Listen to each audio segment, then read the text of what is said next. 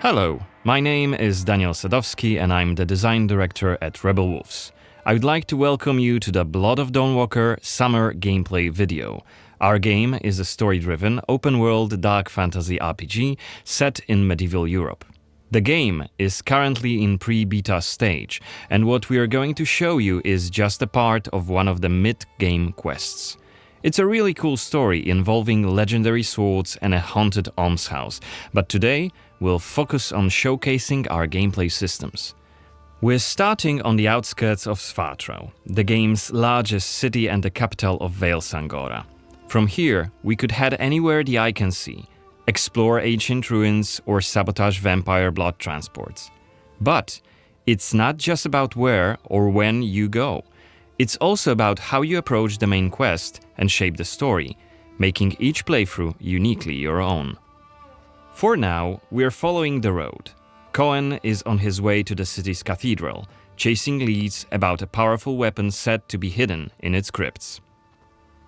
But first, we'll have to deal with some bandits who camped out by the main road. Traveling through Vale Sangora is never boring. The world is dense with quests, random encounters, and locations steep in lore. This will be a great opportunity to show you our combat system. Our goal was to make the player feel like a real swordmaster who closely observes his enemies. We'll begin this fight by using acrid dust to stun one of the enemies. Now, when you attack, you choose one of four directions: up, down, left or right, in order to hit the opponent where he's unable to parry. And similarly, when defending, you have to take note of the enemy's intent and the direction of the attack. On the left side of the screen, just above Cohen's health, you have activation charges that will be filled in with each successful attack, block and parry. Once they are full, you can use one of the active abilities which allow you to take a more tactical approach to fighting. We started the fight by throwing some acrid dust, and now let's cast Burning Blood. It's a hex which boils the enemy's blood and burns their skin, dealing physical damage over time. Alright, time to finish this fight. Let's use the final activation charge to cast the artery attack, which actually decapitated the last opponent.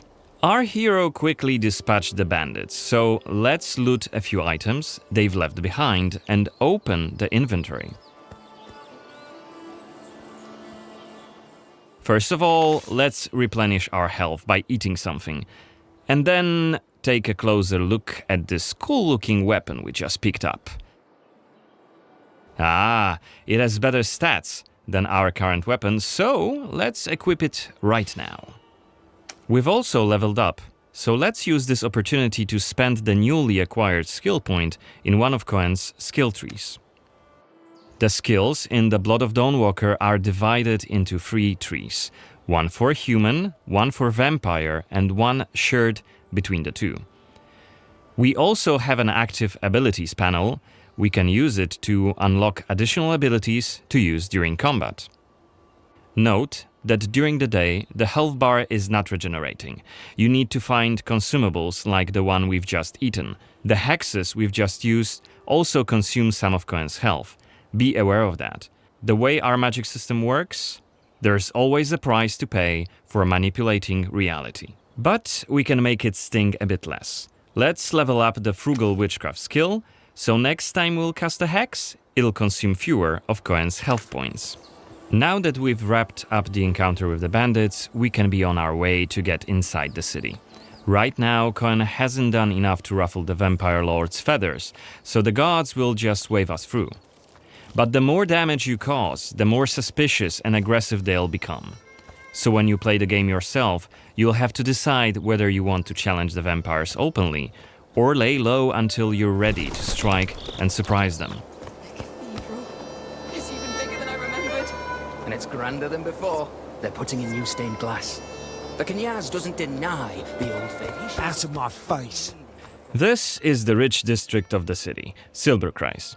There's also Altenmarkt, Neustadt, and the Middens.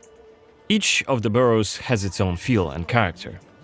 Get your stinking ass out of here. I was just passing through, I swear. I got tired. And sat down and started begging. Looming high over the city is Brancis's castle, Greifberg. He took it over when he slaughtered the human ruler of the valley, Skender, as shown in the trailer we shared with you earlier in January this year. In order to complete the main quest and save your family, you'll have to storm the castle, alone or with help of friendly NPCs. We could do it right now if we wanted, but it would be super challenging. No more drink for you, my friend. Go home. Oh, let me. I just want to. Oh, let me in. You made a mess, and it's not that kind of inn. Let's check the map. The cathedral is really close. There's plenty of other places to see and things to do here.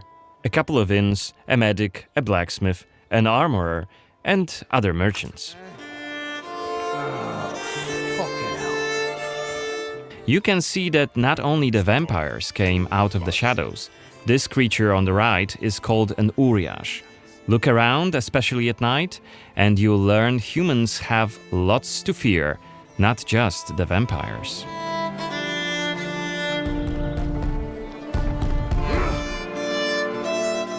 And here we can see guards pounding on some poor guy's doors. What is it about? Yes, singing songs that mocked him and the faith. Who told you this nonsense? Was it Livia? It's just one of many different community scenes we're implementing in the game. Watch them closely when you play, as they might point you to new quests and hidden treasures, or signal changes in the game's world. Once again, I humbly beg of thee. I humbly... Ouch! I don't want to say it, Mum. It's a prayer. It's what we have to say. Go on. I humbly beg of thee, protect Okay, we are at the cathedral gates. Again, since Cohen isn't yet wanted by the vampire regime, and it's daytime, we can simply walk inside.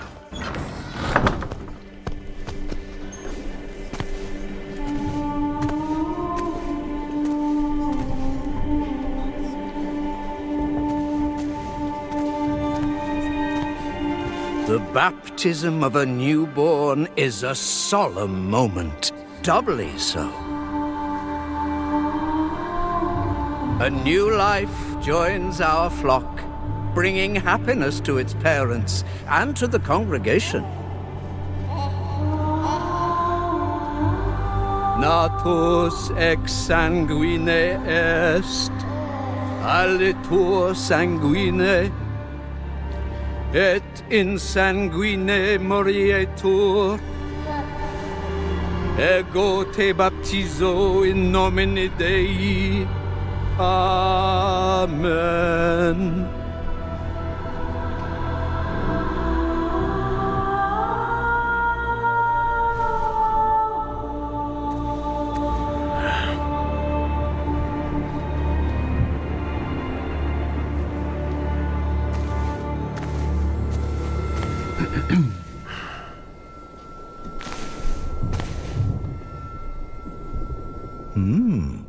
Don't I know you from somewhere, young man? Laslia, maybe? I'm sorry, but you must be mistaken. Am I? Perhaps. Perhaps. My memory isn't what it used to be. Come with me. I'll take your confession. Thank you, but I have no need for confession. Ah. So you deem your conscience clear?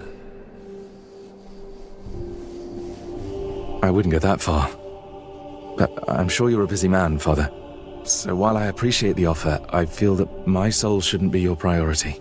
I won't press the matter. You are quite correct. I have many other duties to attend to. But please remember that in order to be saved, we all need to repent. Myself included. I hope we can speak again soon. Good day to you, Cohen.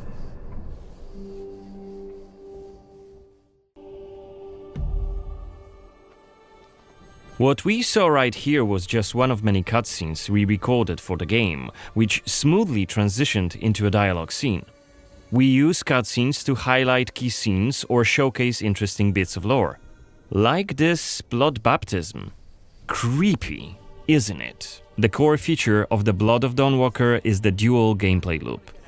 Remember, Cohen may be a human during the day, but he turns into a vampire at night and has a different set of skills at his disposal. And this is just one variable that affects our quests. Depending on when you tackle a particular quest, what choices you've made earlier, whom you befriended, or whom you've angered, your gameplay and story experience will be very, very different. So each quest is a complex structure with multiple possible paths leading to the end goal.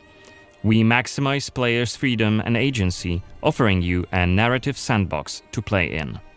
I wonder what secrets may be concealed up there, just beyond Cohen's reach. And how do we get there? It's impossible to do during the day, but come night, it's an entirely different story. Let us explain what we mean by taking our current quest as an example. During the day, we got inside the cathedral without any problems, since it's open for all to see and Cohen doesn't yet stand out from the crowd.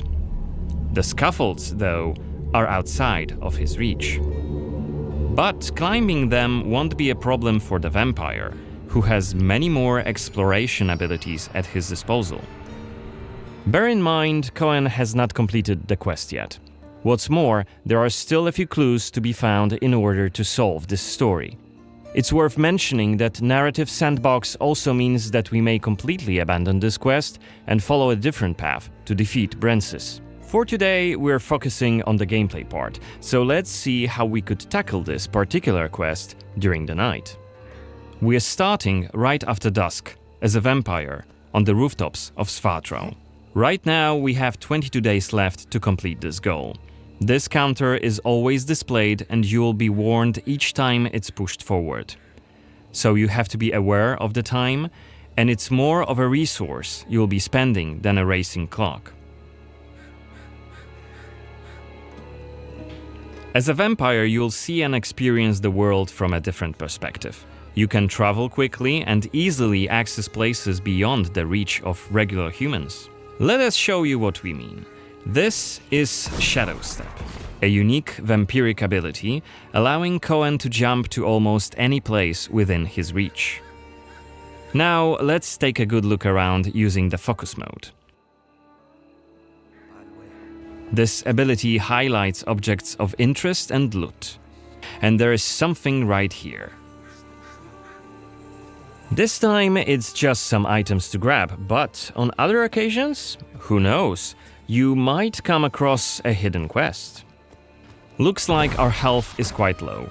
This is because, as a vampire, your health bar also represents your hunger level, and you start each night thirsting for blood.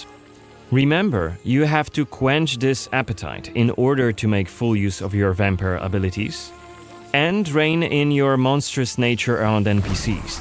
Otherwise, you may end up draining someone important, which may lead to unpredictable consequences.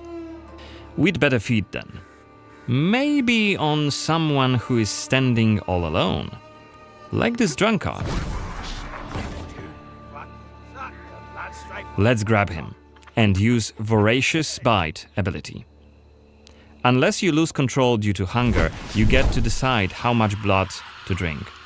You can drain just a bit and knock your victim unconscious, or go all the way and kill them. And if you're adamant you don't want to hurt innocent humans, you can drink from animals and some other creatures. Finally, we are at the cathedral, but it seems to be closed for the night, and the entrance gate is well guarded. Let's find another way in.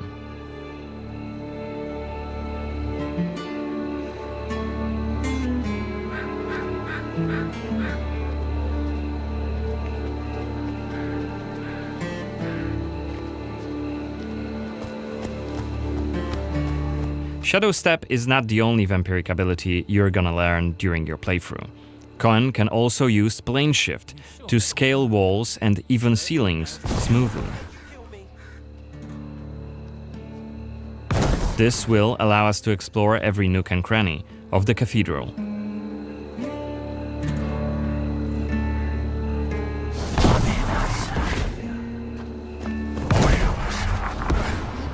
Blood to blood. Better be quiet. You shall become Kenya's prince. Is that Voyeurs Xanthi? His What the hell is she doing here? What is she doing? Is that a ritual for the blood gods? Become your new family. You shall want for nothing. They're covering up the old paintings. Only Why? duty shall remain. One of the workers must have left it. Seems that the cathedral complex is quite big. The main building, cloisters, inner courtyard. The entrance to the crypt could be anywhere. Won't get anything done just standing around. Still. This was a scene investigation, a mechanic we used to zoom in on and showcase key clues. This time we had a chance to learn more about the vampire's plans. Looks like they're keen to cover up the old frescoes, so that's something we could take a look at. This way we could learn more about the cathedral's past. Blood to blood. Looks like we aren't alone here. Underneath us there's a group of blood guards, soldiers hooked up on vampire blood, which makes them stronger. And one of Brances's vampire allies. It's Xanthi, the oldest vampire in Vale Sangora, and quite a powerful lady. Let's descend and check what's going on.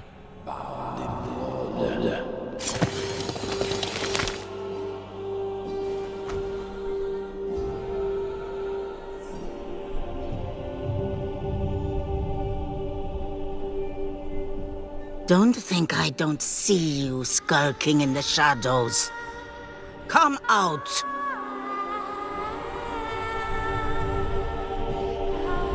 You're interfering with my task. Who are you? It doesn't matter. Very well. I don't have time for interruptions. Let us dispose of him. Quickly!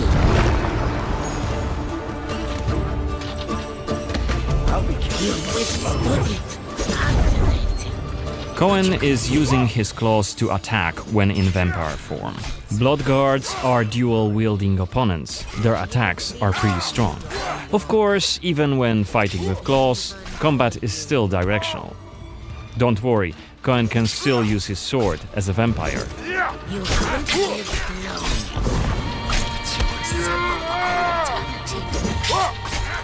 Only after defeating all three of the blood guards, Xanthi deems Cohen worthy of a challenge, and she descends to face him. She uses her blood control powers to cast a multitude of attacks, like her blood whips, that hit Cohen from left and right. Xanthi is protected by a powerful vampire ability. Once her stamina runs out, Cohen will have an opportunity to strike and deal some damage. But be careful, cause Xanthi is quick to counterattack and she will also try to restore her blood. Meanwhile, look at the indicator just below her health and stamina. It's a timer for the boiling blood skill that you've seen in the CGI trailer. So, if we don't hurry, the timer goes down to 0 and Cohen will eventually explode. And we're dead. Remember, we were only mid-game here, and Xanthi is one of the game's most punishing enemies. Defeating her right here and right now is very much possible, but it would be hellishly difficult. A fun challenge for hardcore players. Otherwise, we could load the game and explore the cathedral without drawing her attention. Or try to get to her while she's not surrounded by bodyguards. Xanthi, like all other vampire allies, has her own questline. Explore it, and you can learn more about her past, motivations, and maybe even try to reason with her. What you do is entirely up to you.